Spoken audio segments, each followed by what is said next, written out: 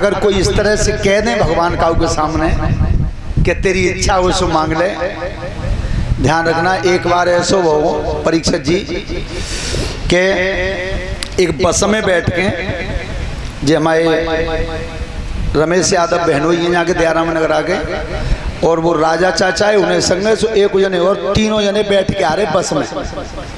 अब वो बस गई टकराई गई काउटे तो टकराई गई तो जे तीन बैठेगा सीट पे नंबर इनको ना हो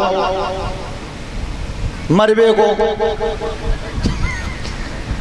अकेला मान को नंबर हो। देखो हालांकि हमें ना कहनी चाहिए जब मत जाए तो राण तो बहन हमारी हो गई लेकिन हम ना कह सके जा चीज है तो अब तीन अकेला भाई स्वामी जी पकड़ ले यम के दूतन ने और तीनों ले गए इन्हें नंबरों का और को पकड़ लीजिए।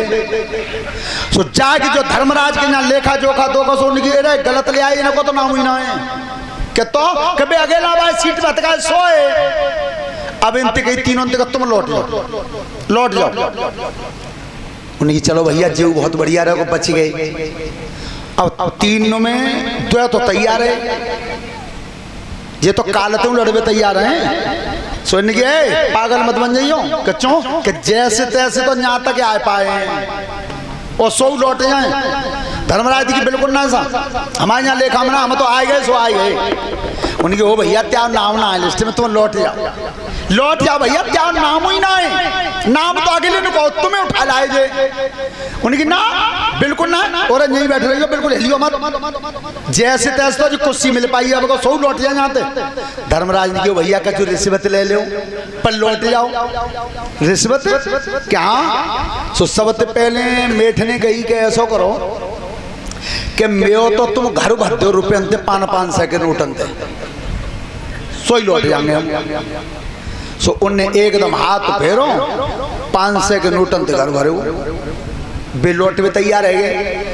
फिर कई उनते वो दूसरे नंबर पे वो राजा चाचा बैठे तुम बताओ तुम लौट जाओ कि लौट हम जाएंगे कि तो मैं यहाँ को टूटो बकस तो रहो पुरानो बाप बकसा में तुम सोने की मोहरे भरते सोई लौट जाएंगे बिना की सोने की मोहरे वो बकसा भर दो।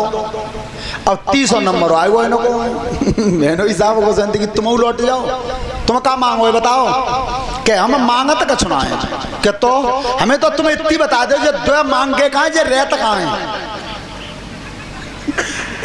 बस हमें तो इतना चाहिए ना को तुम ठौर मकान बता दो कि जब मिलेंगे कहाँ एक को रुपये घर भर रहा है एक को सोने तो भर रहा है बस तुम पता बता दो मैं तो पैप ले लूंगा।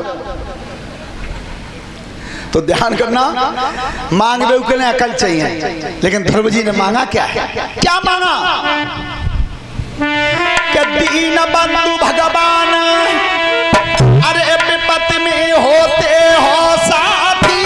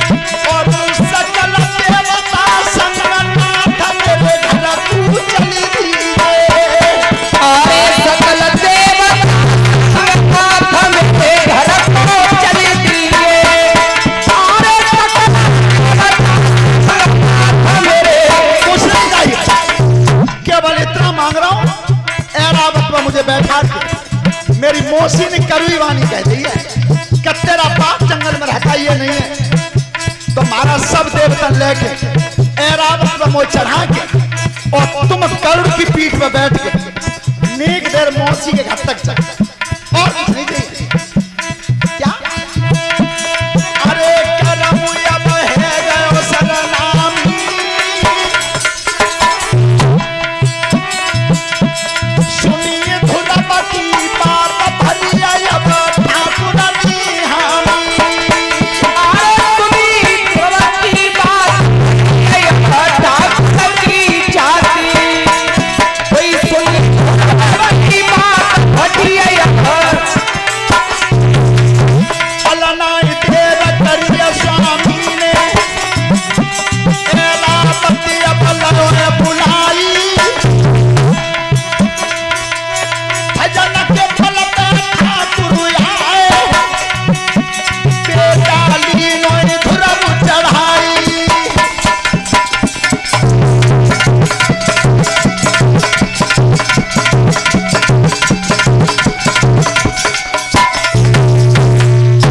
ध्रुव जी आज भगवान को लेकर के आए। सबसे पहले वाहन कहाँ रोका? जहां मौसी का घर था, मौसी के सामने।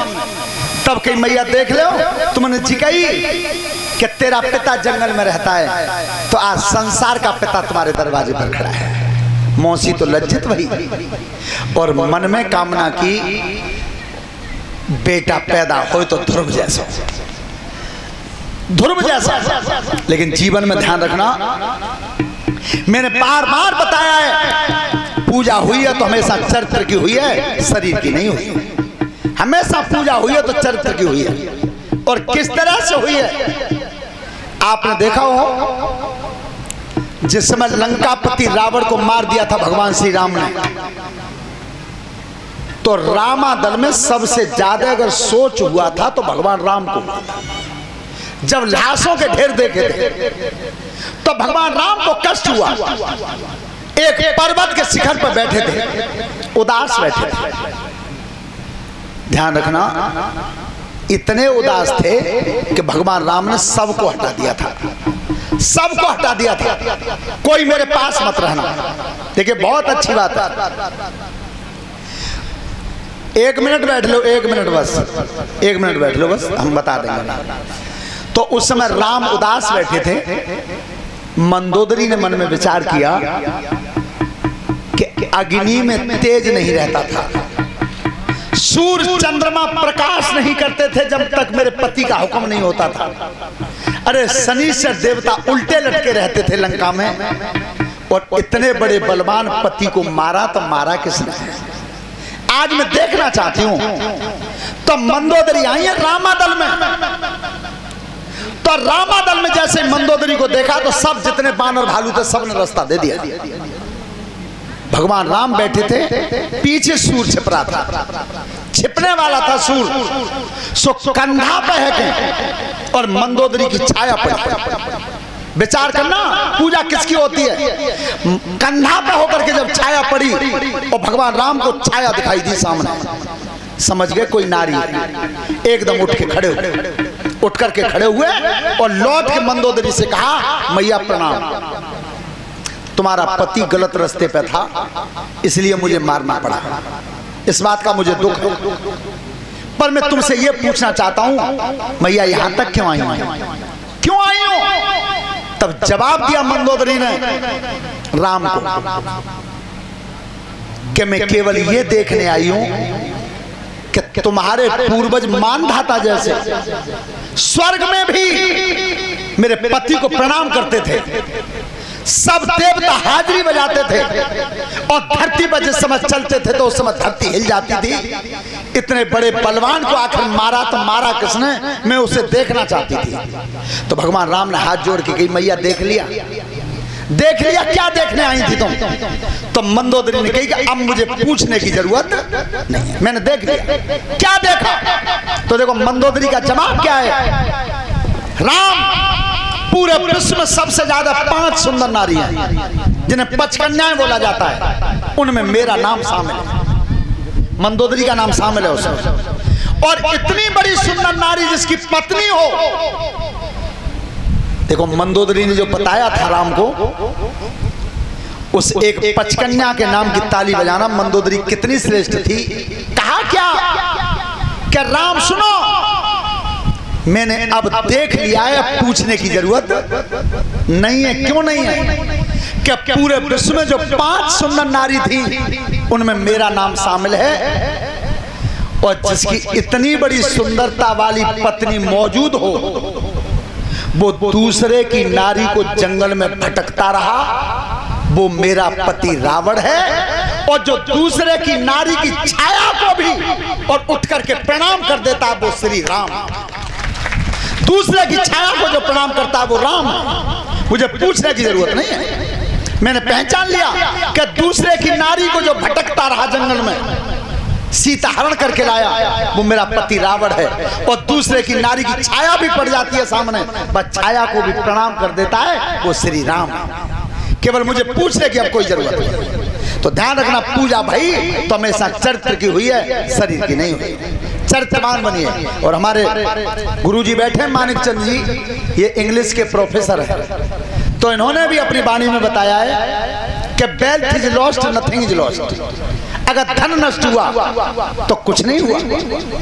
दूसरे नंबर पर बताया health is lost, something is lost. अगर स्वास्थ्य बिगड़ गया तो ये समझ लो कुछ चला गया। लेकिन तीसरे नंबर की बात तो बहुत अमूल्य कही कि character is lost, everything is lost. दुनिया की कोई चीज नहीं बची तुम्हारे पास। श्रोता बंधो, हमेशा विद्वानों से कुछ न कुछ सीखना चाहिए। सीखना कभी बंद नहीं करना चाहिए। और पूर्ण आज तक कोई हुआ नहीं है सिवा ब्रह्म के, कोई पूर्ण नहीं है। अरे जब वे देवता पूरे ना है पाए तो हम तुम तो हो ही क्या सकते हैं। श्रोता बंधो, देवर्षि नारद जैसे चौकड़ी भूल गए और जी कही कि मेरो काम बनाए दे हुए। भगवान ने जी कही कि मैं वही काम करूंगा जो तुम्हारा हित होगा। नारद जी समझ गया कि जब ब्याह करवा देंगे, और भगवान ने अपनी तरफ से सही कही, मैं वही काम करूंगा जिससे तुम्हारा भला हो। तो वही किया जिससे उसका भला हुआ। बंदर को मोह दो। सभी प्रेम से ताली बजाते हुए भगवान के नाम का भजन बोलेंगे और आप आ जाओ।